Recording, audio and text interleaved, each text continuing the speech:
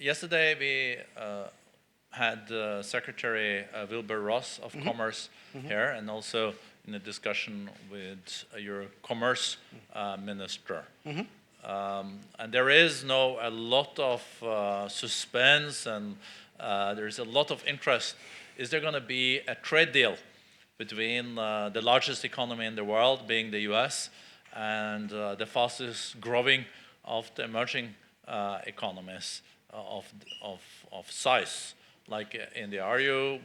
What was the zeitgeist you felt when you were in the White House yesterday and met with the new National Security Advisor and other Trump advisor? Is it going to happen? Well, if you had our Commerce Minister and Mr. Ross here, I'll go with any answer they gave you.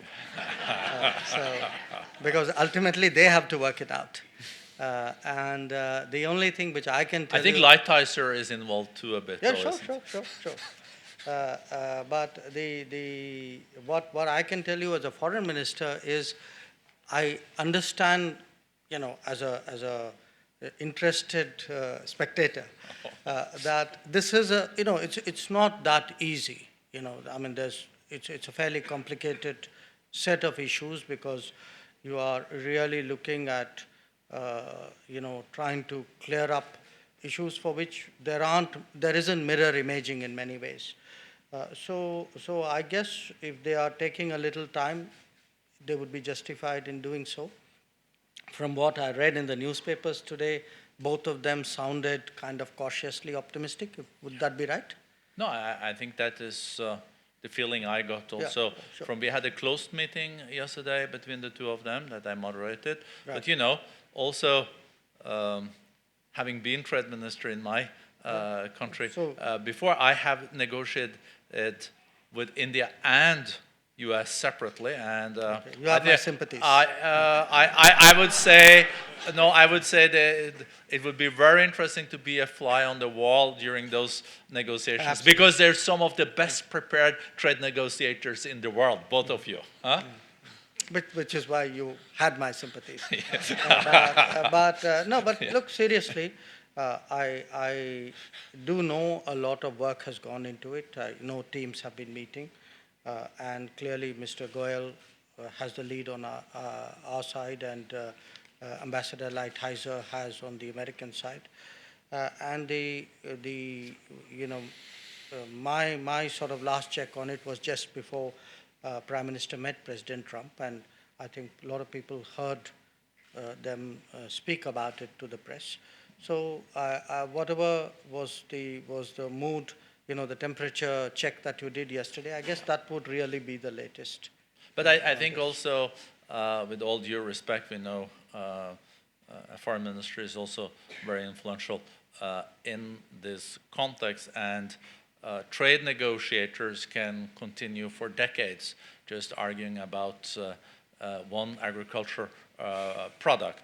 But it seems that if there is a political will, and if there is a will from the top and say, let's now try to agree on something, it can happen. And it seems like now it is a special moment also in the relationship between those two countries. And maybe the situation with China has also created more momentum for this deal and Japan. Is that correct? Well, look, you may have a point, but in our case, what I can say is that certainly in this government, the concerned ministers, which is really trade, finance, foreign, and some of the line ministries, because they're sectoral ministries, because their interests are involved, people really work together very, very closely as a team. I know that is a caricature of a trade negotiator, that they can go on endlessly on very siloed issues. But you would have seen yesterday, our Commerce Minister is a very strategic person. So he's completely capable of managing this, trust me. Talking about being strategic, we have seen that you and your government has also made a priority of South Asia. Mm-hmm. We have a lot of participants here and guests from Nepal, Bhutan, Bangladesh, also Sri Lanka, Maldives. We also saw that you stepped up the money that you allocate for partnerships with many of these countries. Will we see an enlarged Indian footprint in South Asia? And is also this due to the fact that many of these countries, it's like India meeting China? I don't think it's so much India meeting China. I would put it quite differently. When you travel around in the world, and you wouldn't disagree with me, South Asia, the Indian subcontinent, is really among the least regionalized economies that you see. There are various reasons for it. Now, from the very start, Prime Minister feels very strongly that we need to do something about this. And we have to convince our neighbors that really the Indian economy is a lifting tide for all of them. Because we are the largest economy and the largest country, a lot of that responsibility is on us. You could see that even politically in his first steps when he was sworn in 2014. He invited all the the neighboring countries for his swearing in. That was a political signal. But after that, in those 5 years, the first term, we've really made a great effort really to do the things which other regions have done. Build connectivity, increase contacts, have a greater flow of people, encourage more business between them. And we've done that really without setting aside the old sort of the more orthodox diplomacy. We don't talk reciprocity in our neighborhood anymore. You can see that reflected in the numbers. I mean, today we have very ambitious lines of credit, soft loans to all our neighbors.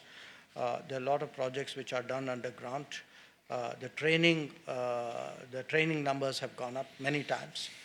We've gone into new areas, and it's really hard. It's already actually, you can see the impact both on their economies, on our economies, and the connection in between. And if I were to give you very common sense examples, I mean, you would have situations where, let us say, it's easier to go to a port of a neighbor than it is to your own port, but in the old days you wouldn't do it, or you would have excess electricity in one part of India, demand in a neighboring country, but there's no way by which you could do the transmission.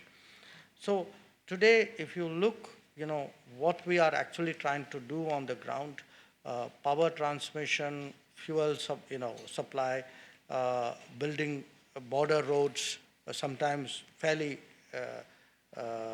deep inside the other country, port connectivity to ports, creating effective waterways.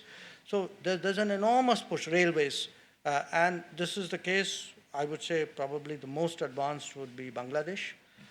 We are now making very good headway in Nepal. So there are road projects, rail projects underway out there. We've started about 2-3 years ago power supply to Myanmar. It's still in the early stages.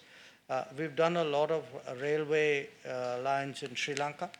Bhutan has historically actually been our best partner in terms of development assistance. So pretty much I would say the entire neighborhood minus one has been actually a fairly good story of regional cooperation. And I think you will see that continue to probably see that scaled up. It's reflected in our foreign ministry budgets. And I kind of see that going higher. Thank you for mentioning this -1, because that gave me a chance to also address maybe what some people in the room would say is like the elephant in the room. I guess, did you have any meetings when you were in the US where the Kashmir issue didn't come up? Yes. I did have some, in fact, quite a few. Yeah. There were some where it did come up, and it didn't come up in my business meetings. It didn't come up even in some of the policy meetings because I think people knew our position, but it did come up on quite a few occasions. So, but that's natural because for many people there's a change of status quo. There's a change, and when there's a change, naturally there's interest.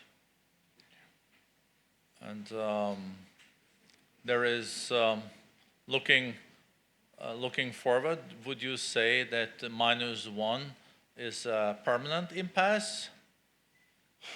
No, I won't. I won't because then I would, as someone from a diplomatic stream, I would be admitting that something is not possible, that diplomacy has limits, and I cannot ever accept that. The Soviet Union was forever until it was no more, No, I would certainly hope one day that even the -1 comes around, because you put Kashmir aside for a moment, and I'll come to that. Today, if with everybody else, trade is on the increase, contacts are on the increase, business is on the increase, connectivity is on the increase. I mean, surely at some stage that would have an impact because you would see everybody else prospering with that cooperation and contacts. So I always remain hopeful. I'm not unrealistic there. I know that we have big challenges, that they have a mindset issue out there that they have to overcome.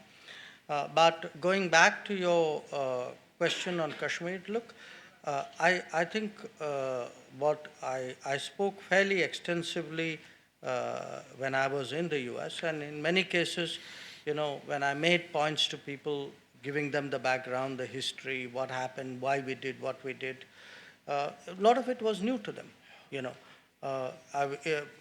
For example, because mostly they read their own press, hardly anybody actually had a realization that this was a temporary article of the Constitution, or the fact that the sort of the misalignment due to the fact that a lot of our national laws did not apply in the Jammu and Kashmir state. So these were all new things to them because the press normally what it does is it gives you a very black and white picture. On many issues, it gives you a picture which corresponds to preconceptions which people have. The press is not without, it likes to shape the narrative in some ways. So I think it was useful to talk about it in a very open manner and give people what was our perspective. I think many cases, people more, I saw people absorbing that, and hopefully they agreed with it. Thank you, Minister.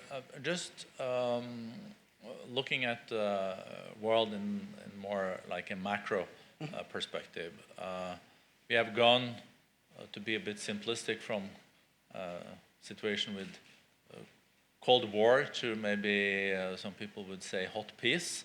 There is a lot of conflicts around the world. We also at the same time have a true multipolar world. At least it's starting to become so. Some people would say we have a G2, but I think there is also many arguments that there are a lot of players now. There is also less momentum around the multilateral processes. WTO is facing real challenges, and as a Bretton Woods institution, in this multipolar, multi-conceptual world, India is the largest democracy in the world, 1.2 billion people. Aspiration is 5 trillion economy by 2024, maybe 10 trillion economy by 2030. So India's influence is growing. will that also lead to India taking, we will see a bigger footprint also from India on foreign and security policy in the region. In the 70s and 80s, India was in many ways the leader of the non-allied world. Today, it is a new reality, and where will India place itself, and what kind of political initiatives will we see from India in this multipolar world? Okay, there are a lot of questions in there. So let me make a few sharp points as a collective answer. One, no question, the world is more nationalistic than in the past. And a lot of that nationalism is economic nationalism and cultural nationalism. Second, I would say where India is concerned, we in a way are a standout. We are an exception. We are an exception because in this country you could say, yes, we are more nationalistic, but at the same time, we don't see a tension between being nationalistic and being international in the sense of dealing more with the world and engaging more with the world. So the nationalism is not a kind of a negative sentiment directed